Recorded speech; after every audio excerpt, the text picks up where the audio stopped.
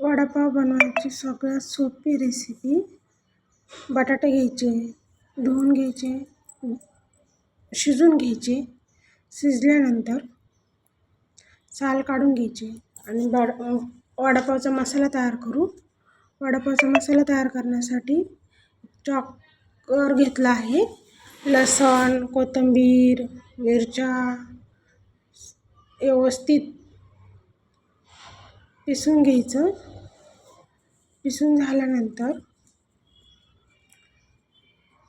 एक एक वस्तू व्यवस्थित पिसून घ्यायची, कारण एकटं टाकल्यानंतर चॉपर ब्लॉक होतं.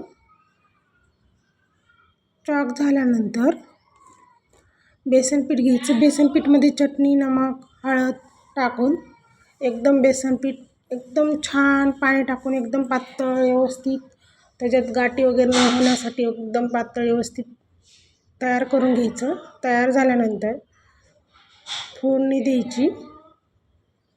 फोडणी दिल्यानंतर त्याच्यामध्ये जिरे, मोहरी, आपण पिसलेला मसाला सर्व एकत्र करून एकदम छान मसाला तयार झाला की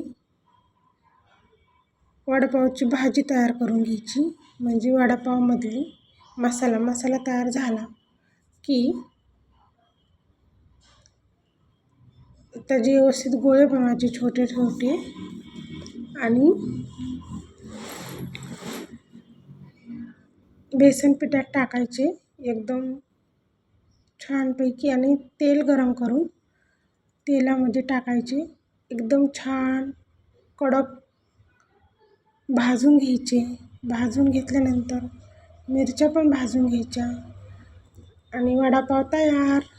एन्जॉय करा, वडापाव खा.